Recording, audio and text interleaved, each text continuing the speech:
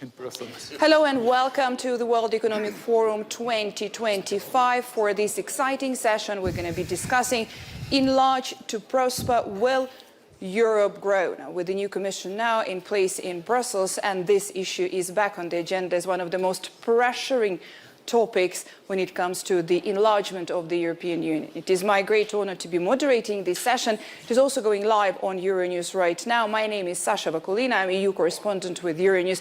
And we're going to be starting in just a few moments with all of the speakers as they're joining us. Recent EU joiners have grown at 4% on average a year from accession initiation until 2008, with half their growth derived from the accession process itself. Enlargement can also shore up Europe's role in the world by growing the single market, global trade bargaining power and geopolitical weight. How can a new vision for successful enlargement align EU accession, trade and growth strategies, leverage private sector engagement and bring benefits for current and aspiring member states alike? Now, this is definitely a lot to digest, and we're going to be really wanting also to hear some questions from you, and it is my great honor and pleasure to be here to introduce the speakers for this session. Here with us today is Marta Kos, Commissioner for Enlargement from the European Commission. Thank you. Andrej Plenković, Prime Minister of Croatia. Thank you for being here. Milojko Spajić, Prime Minister of Montenegro. Hello. And Andrej Sybiha, Minister of Foreign Affairs of Ukraine. Thank you so much for being here, and thank you for everybody here in the room and following this session online. When you're watching it through web, please do use the hashtag if you want to reach out. We can then bring some of those questions to our speakers. And let's just, please, there is so much to discuss when it comes to the EU enlargement, and we don't have that much time. So I would like to start straight away. And Commissioner, I want to ask you the question. First, Russia's invasion of Ukraine has injected a renewed sense of urgency when it comes to the EU accession talks. And EU leaders are more frequently meeting with 7 countries that are still waiting at the gate. Some candidates' accession bids have been stalled for well over a decade, despite the process and requirements for EU membership remaining the same. What has changed in the EU that is making accession so difficult as you're starting to take care of this portfolio now? You mean in the past? Yes. Now first, let's start with what happened in the past and what you have now. You know, after 10 countries joined in 2004, and later Bulgaria, Romania, and Croatia, the last in 2013, the economic and geopolitics have changed. And at that time, it was seen that it is getting more important to go inside or to take care about the deepening of the European Union, in sense of will be able to answer to those challenges which emerged at that time. This is one point. The second point is also the question of the rule of law.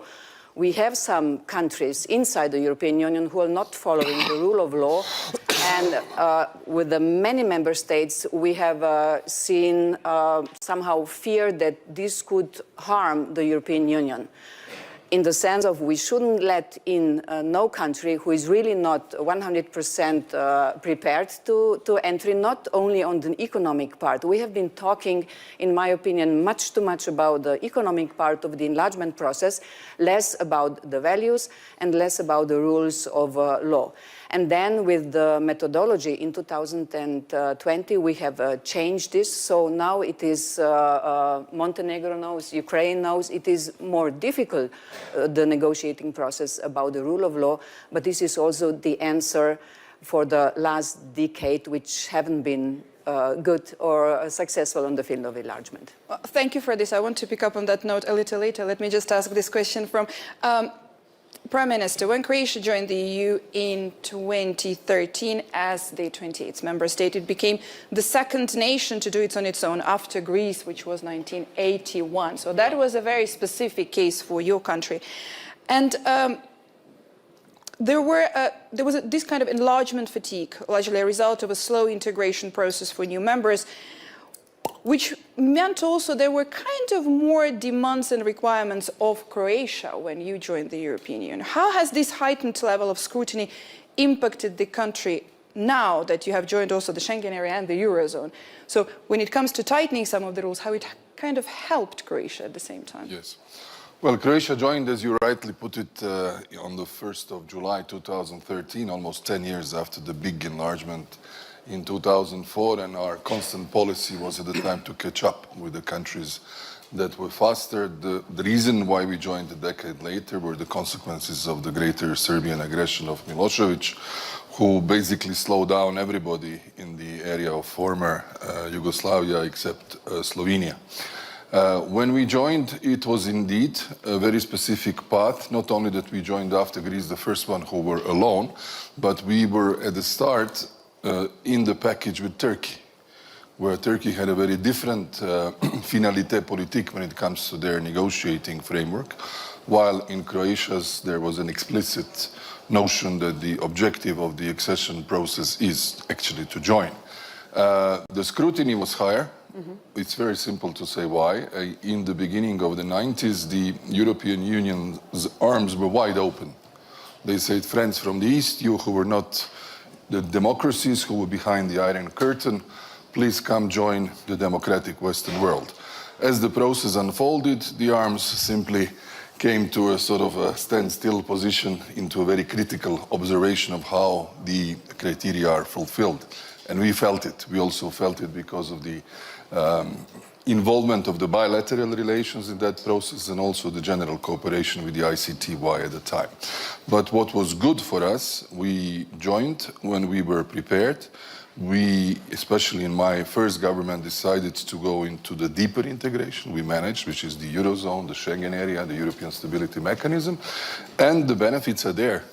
When we started 9 years ago, my first government, we were at 62% of the average development of the European Union. Now we are at 78. By the time we end the third government, we'll be at 82. That means that the economic impact and the developmental impact, infrastructural, including also values, the rule of law and everything that goes with it, were highly appreciated by the Croatian citizens and the society. And the country looks very different now, I would say much better. I believe the time has come, simply to pick up on your first question, where the mood in the European Union has changed. There were two commissioners, your predecessors, who had no single country to show that someone joined. I think this new institutional cycle is an opportunity to see if we all, of course, create conditions and the countries who are on the demandeur side fulfill the criteria, that maybe there will be someone after Croatia who joins, because now it will be a very long time. If another 5 years pass, that means it will be 16 years without any enlargement, and that is certainly something that the Minister of Ukraine and Prime Minister of Montenegro would not like to see as a scenario. Prime Minister, Me neither. well, that's already good. Yeah, that's. But you, one of the 9 EU candidate countries, somehow Montenegro can be considered as the furthest along in the accession process. How did you feel this? This change, as Prime Minister said, you know, when the arms were first of all open, but it's a bit different now for Montenegro, for Ukraine. But also, what areas of progress or closer cooperation with the EU remain? You've just had the Commissioner visiting Montenegro as well, just a couple of days ago, right, before we're meeting here at Davos. How is that going? Thank you. So, first of all, I don't think that EU accession process is actually competition. You know, like we are all trying to fulfill the basic conditions that EU is requiring for our own good. You know, it's not because of the EU that we are doing all of these requirements. It's for ourselves to develop better, to be better market economies, to have rule of law, to have more fair society, to have more democratic institutions. So this is what we are trying to build. We're trying to build a system. It's especially difficult if you are a country like Montenegro. You know, in ex-Yugoslavia, some of you might know that Montenegro was like a smallest republic, and very few, if any, institutions were based out of Podgorica. Most of them are based out of Belgrade, some of them were based out of Zagreb, a bit maybe in Ljubljana, but you know, Podgorica literally nothing. So can you imagine 2006, we had to build basic institutions almost from municipal level.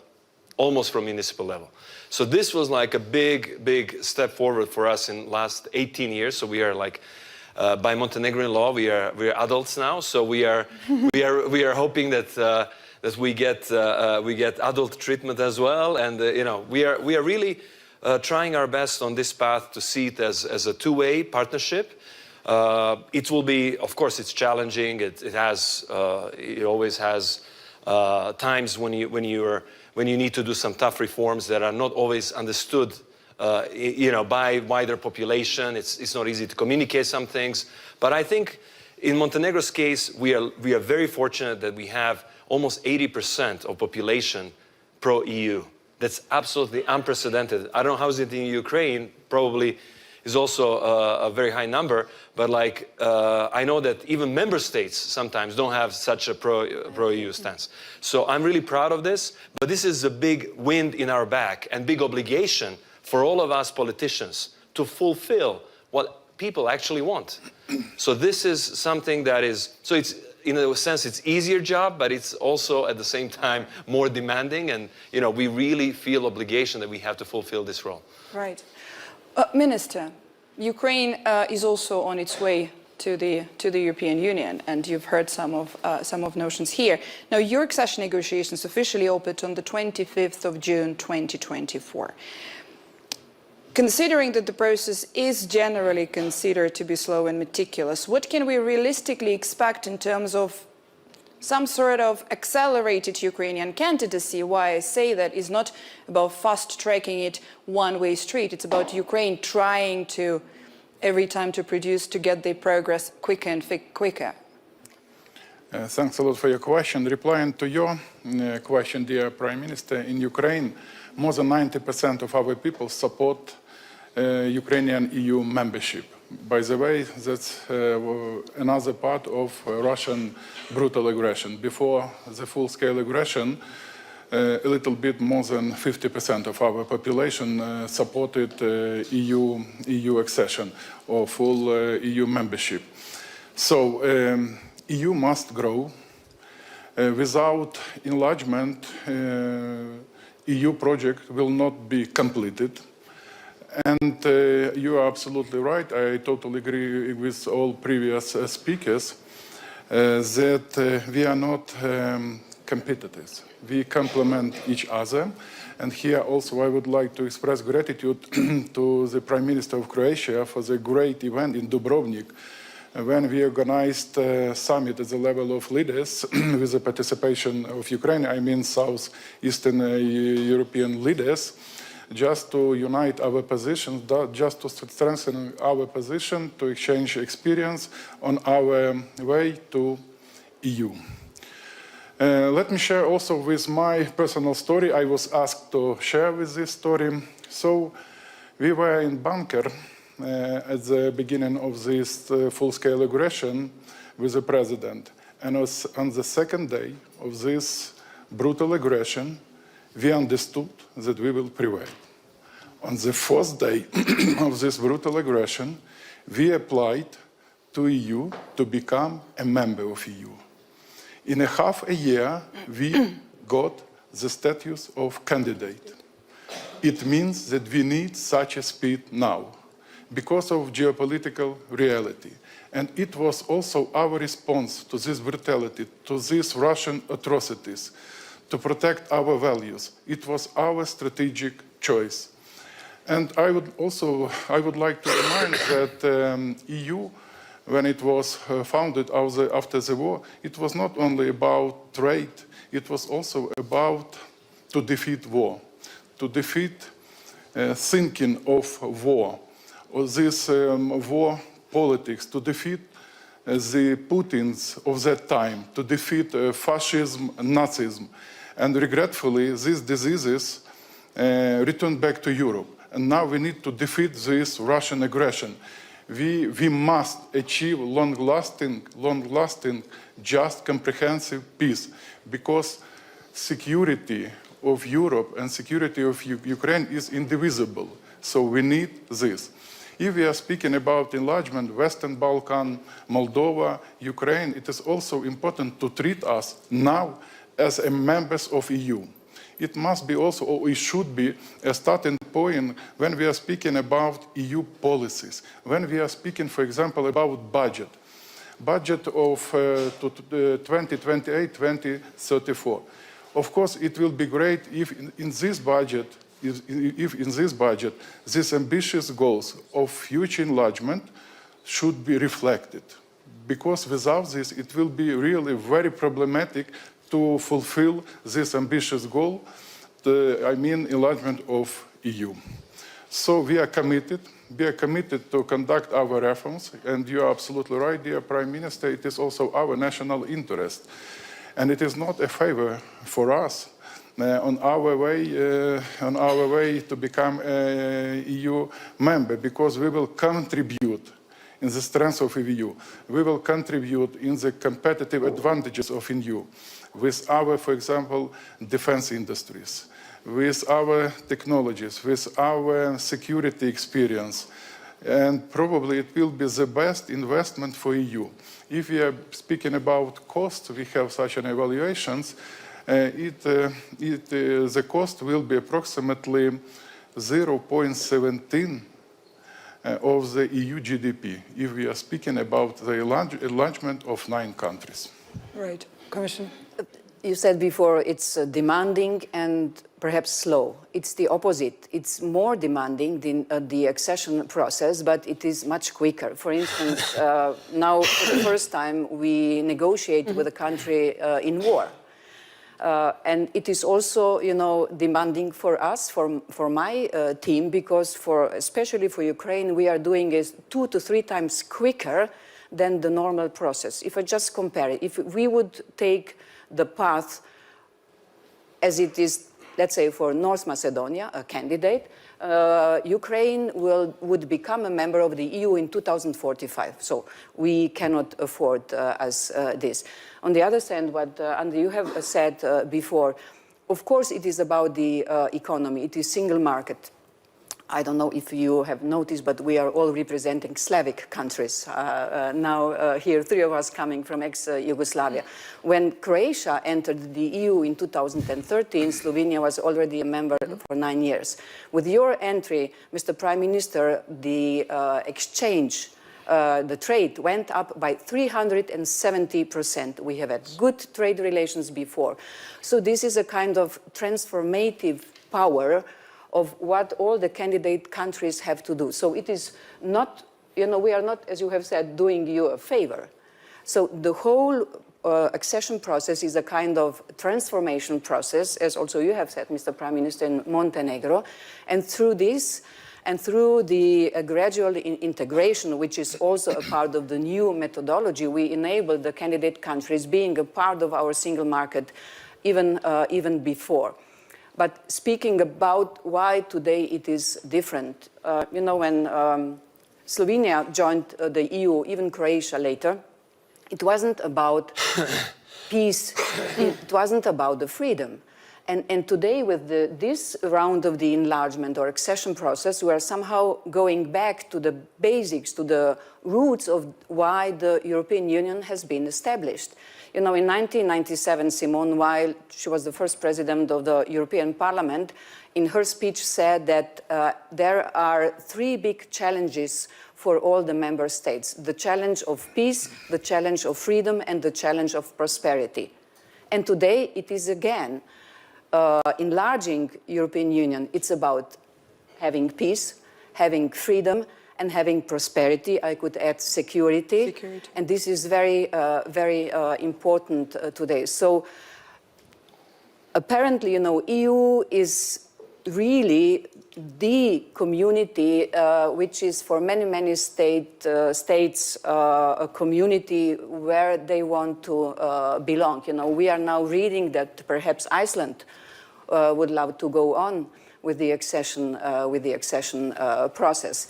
And what is even more important doesn't have to do just with the economy.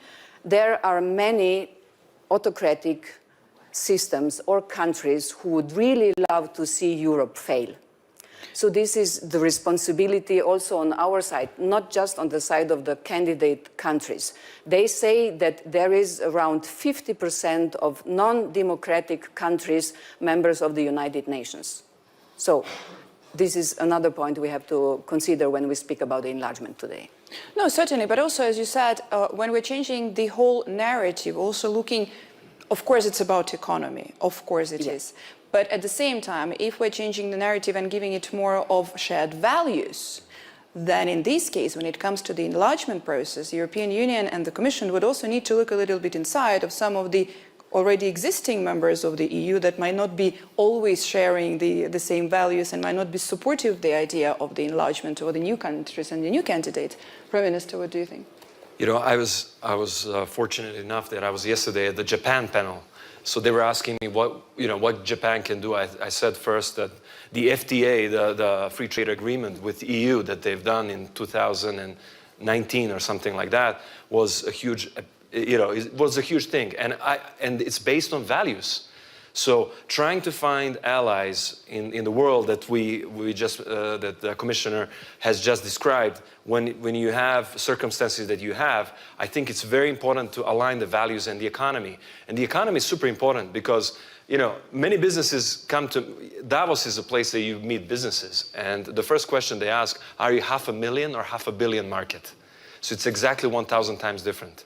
So, for Montenegro, it's pretty important. Secondly, so the single market is super important. Secondly, the labor mobility. It's not about only like Montenegro providing the workforce for Germany or for France. It's the other way around as well. Because the mismatches that, for example, Japan has, that you have too many workers of one kind and too few of other kind.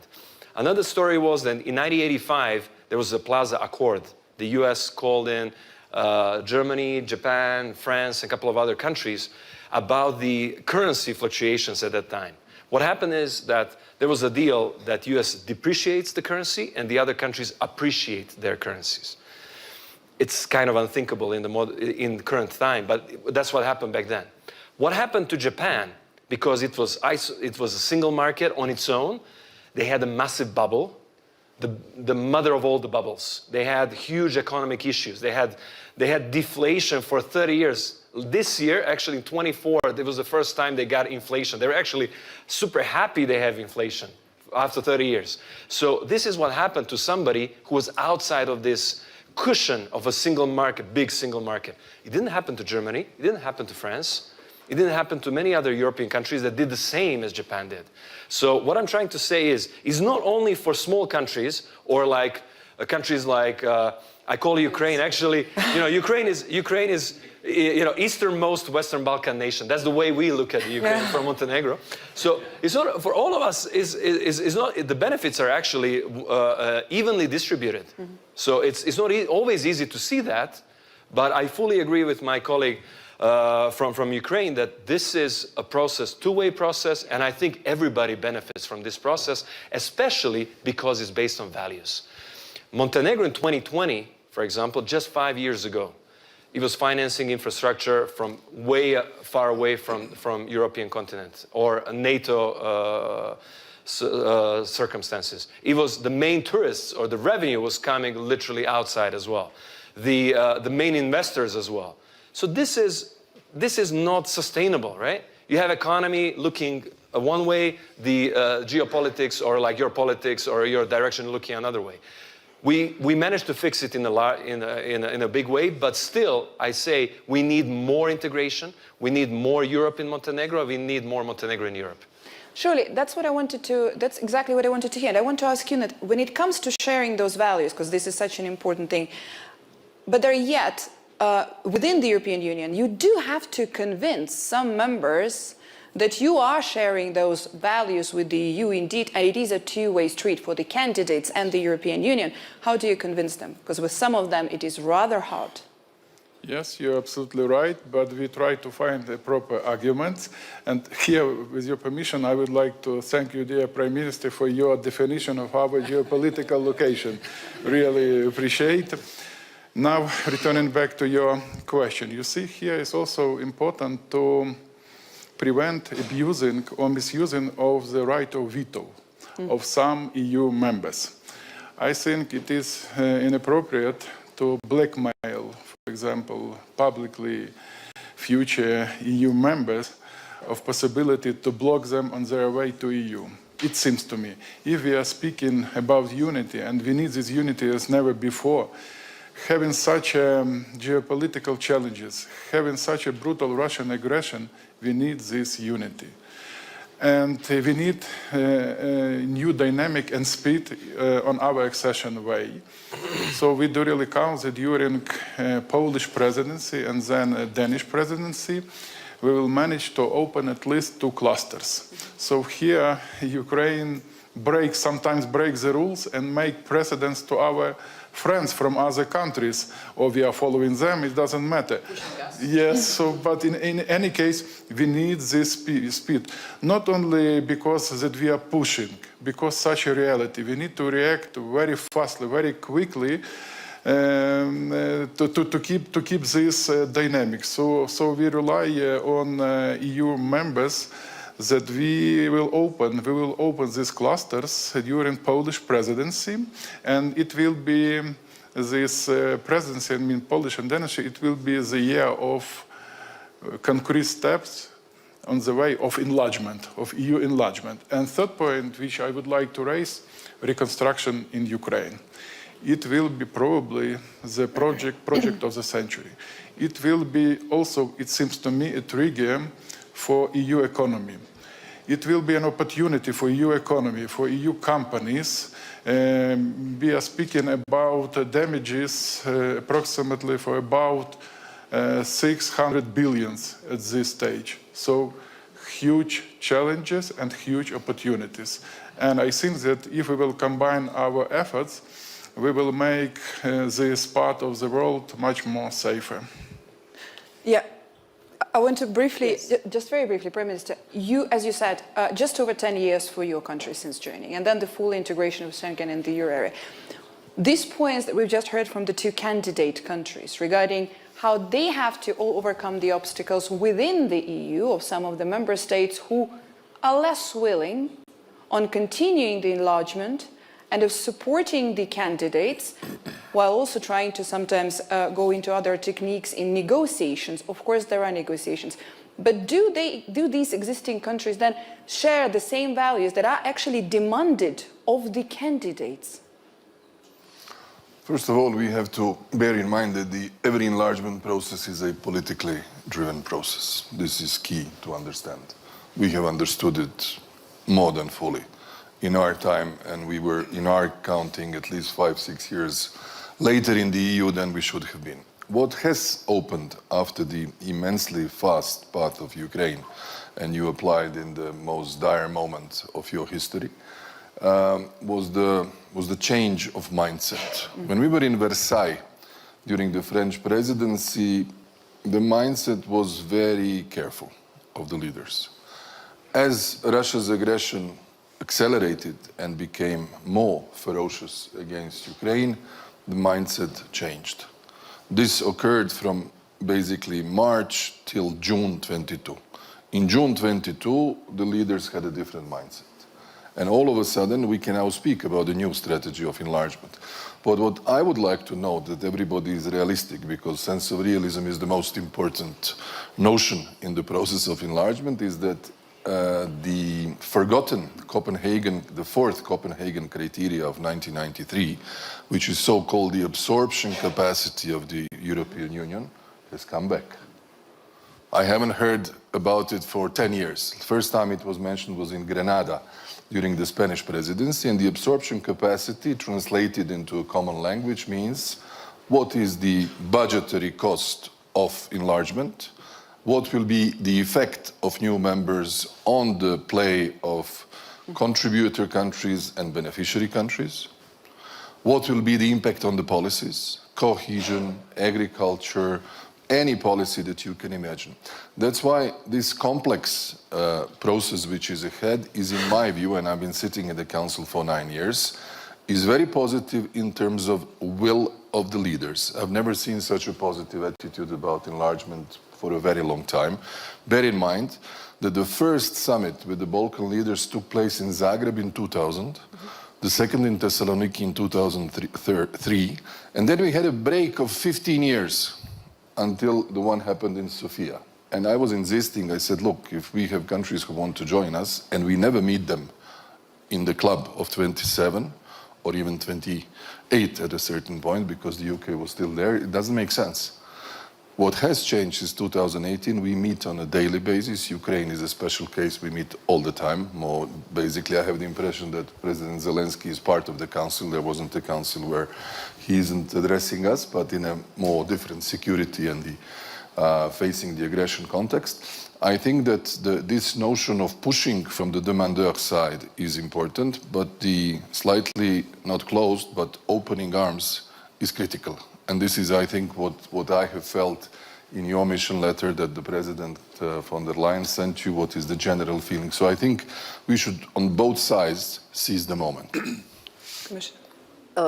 Yes, Mr. Prime Minister, it's about the absorption capability of the European Union, and therefore, under the President von der Leyen, we last year already have started the so-called pre-enlargement review on different fields. So it is review about the values, about the financing, about the policies, about the governance, and we have to be ready.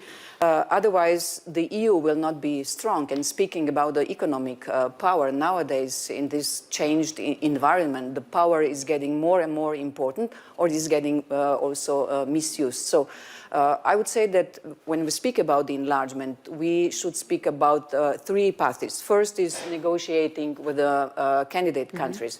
Second path is getting EU ready for the new members. And the third path is working with the member states to overcome their aspirations or overcome their sorrows or their concerns. It's not easy doing this, walking on these three paths at the same time. At the same time. Yeah, but you see, there is so much, we've heard from Croatia, we've heard from the two candidates. There are so much expectations from you and when it comes to the enlargement of the European Union. Doable. You have said, Andriy, the Polish presidency, the Danish presidency could be the best presidencies when we speak about the enlargement. I also see my work enabling the presidencies to be successful. So in this year, technically, we could have 20 IGCs, meaning opening or closing, opening clusters, closing chapters. You have mentioned two clusters for you. If the member states will allow it. You were speaking about veto. We speak about the unanimity decision-making process in the Council.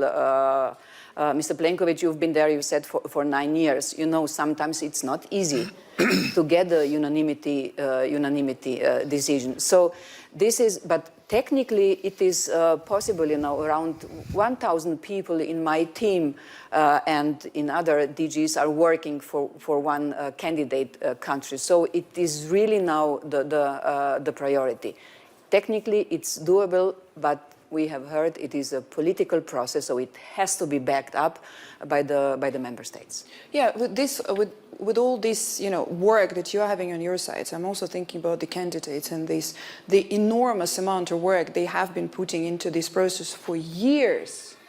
And that's when finding this balance between the three and also the political side of the enlargement, this is when I'm trying to understand how to. Is there a way to change this way for the candidates while they are doing their work on the progress and the reforms that they have to do? But while still not being in the EU, being on the outside, it is hard to get in when it comes to the political process which is happening inside, within the member states. It is hard. That's what I'm trying to see, whether there can be any change when you're now taking care of the enlargement portfolio, which is enormous work to do, for those who are waiting for years. That's why I do my work now, and that's why I say it's the historical moment, because it's not only about the responsibility you have said before of the candidate countries. It's about our responsibility of the EU and credibility. If we bring, let's say, Ukraine to the end of the accession process, hard work, and then there will be no green light for their entry, it shouldn't happen. But once again, we are working on this. It is not easy, but since everything around us has changed. You know, we were speaking about peace and freedom before. Nobody was speaking about peace in connection with the enlargement process in the years before. And another change, you know, when Slovenia entered, it was approximately like this, that if the candidate countries have been ready, the EU was able to accept them. Nowadays, it's not only if the candidate countries are ready, we will accept them. We have to be ready. And this is huge change. But you know, what is stable in this world? So it will be also good for us that we change. We cannot use the same mentality or attitude today as it was 30 years or 20 years back. But you know, changing is not easy, especially for the community of 27 different, not always different, but yes, countries. I'm going to have one more question, and then we're going to open the floor to the audience here. When it comes to the case of Ukraine and the negotiations, I'm sure that you've heard, and Foreign Minister, and you've heard lots of criticism regarding whether things are being fast-tracked when it comes to Ukraine compared to some of the other countries that have been waiting for longer and then applying longer and so on. What's your take on that? Because this is an important issue to address. We love it. You know, we want to be even faster. We don't mind at all. Like for us, it's totally okay. It's just obviously don't forget us as well. I mean, in the meantime, but you know, progression of Ukraine is extremely welcome, and we as I already said, we feel Ukraine is part of the wider region, and we feel we have common destiny, and we want to see Ukraine progress as fast as possible. If it's 2-3 times, if it can get faster, I don't know if you guys from your team can handle it, if you have enough bandwidth to do so. But I would love to see that, really. And you know, if Ukraine can join even, you know, before Montenegro, I'm okay with that. I wouldn't, you know, it's fine. But I would say that we should still keep some level of meritocracy, and as in like meritocratic approach, and that yes, it's a political thing to join EU, and there's a political will of 27 nations. But if there's no meritocratic approach, or if we are too lenient on this, I think then, you know, like the meritocratic approach of changing institutions is also going to be impaired a little bit. So we have to see that, for example, Montenegro has done, at least from our potentially subjective point of view, but you know, we've got EBAR, we are progressing fast on closing chapters and so on and so forth. So I think Montenegro has done a lot, and we will do even more. So our plan is extremely ambitious. We want in 2 years, i.e. by end of 26, to fully close all the chapters, to be fully ready for EU. So we are hoping that EU can see that, can recognize the efforts, can recognize the spirit that we are projecting, and that they will accept us, and hopefully by end of 26 we close all the chapters, but in 28 we become a 28th member state. By the way, we are not competitors. Once again, exactly. I would like to That's what I'm saying. Yeah, but you know what I'm talking about. You must have heard the criticism about Ukraine being in a different situation that is happening much faster for Ukraine. If you're confident about yourself, you don't care about the others. So it's all about, you know, we are focused on ourselves from yesterday. You know, what we are trying to do is like improve Montenegro from yesterday, and today's Montenegro, to improve today's Montenegro to tomorrow's Montenegro. That is all what we are focused on. And we are focused on improving the relations with member states, better understanding, having more tourists from EU to see Montenegro, you know, enjoy Montenegro for themselves, and testify that Montenegro should be the next member state. And by the way, we complement each other. And recently in Kiev, we had ministerial meeting at the level of Ministry of Foreign Affairs of Southern Eastern countries. And we approved joint communique in which we agreed to support each other on our way to become an EU members. So we coordinate our efforts, and we are interested in this enlargement. We are interested in the membership of each other. But this is also the new element in this, you know, the candidates supporting each other. There is some, I would say, peer pressure among them, which is good. You know, who would be the first? You know, it's about being also competitive. But it's the race. Is the race? But I think this is healthy. You know, because it is based on the merit-based principle, meaning, it's not about timing. Sometimes I hear, but the Western Balkan states, they wait for so long. Yeah. It is not about how long they are waiting, it is how much they are able to deliver and about their political will, and this has changed. So it is merit-based, meaning that, of course, we follow thoroughly what is happening in the country. If they do what they have to do, we say negotiations, mainly it is take it or leave it. Sorry that I say it so bluntly. So you have no possibility to now negotiate on some important basic value in the EU. But when Montenegro says we want to finish the negotiations until the 2026, of course I support this.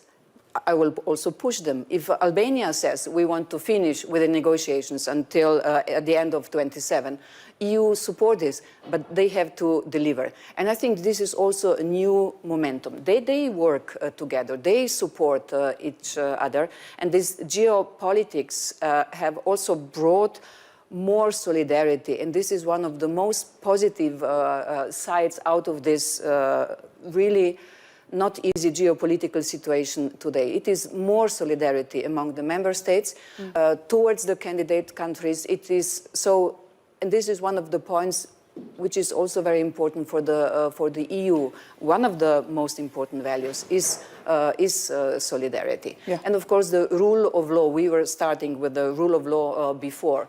Having really rule of law means that this will also attract the investors. We see now that investors would love to not go around the world because of the changes in the world. They would love to be, if I speak about Europe, closer to Europe. So developing rule of law would mean also better conditions for the economies. May I just Yes, please. Add one point? I think what we should remember is there was one element, and that is the Russia's aggression in Ukraine that changed everything. It has fulfilled the pledge of the NATO members for 2% of GDP for defense. Had there not been such an event, the spending on defense would be less. Change number one. Second, Ukraine, Moldova, and Georgia have been moved from a compartment called neighboring countries, which means without the perspective of membership, into the enlargement pot. All of this has happened in the last 2.5 years. Had there not been the February of 2022, we would be in a very different situation. But another element about the absorption capacity, which we haven't mentioned so far, but we have to say it because it's critical, it's essential. Besides the budgetary implications, there is another elephant in the room that we should be addressing, and that is the decision-making process in the European Union and the institutional architecture. If you look at the French and the German papers, and they always come as a sort of prelude to what will be happening with the institution, these are the two critical elements. Union, which is today of 27, theoretically plus 8 or 9, it's a different organization. It is already now odd to those who were there when there were 6 members, then 9, then 10, etc. But when it's 36, it's a completely different organization. And these two elements will be the underlying question marks for the dynamics of the enlargement. This is key. Final thoughts on that, Minister? I totally agree with Prime Minister. So this process demands changes from EU members, from EU Commission, and also from candidate countries. I totally agree with you.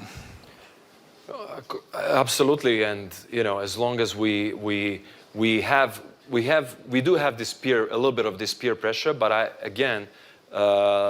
you're totally right. This is a complementary process, and we should all support each other. We shouldn't be jealous of each other. We shouldn't be, trying to lower somebody's ambitions so that we stand taller. I think it's important that we do our best for ourselves. And this is the key. And I'm sure that the Commission will support the meritocratic approach, and then, as we progress, that we will be rewarded. But on the other hand, it's also our obligation to do much more.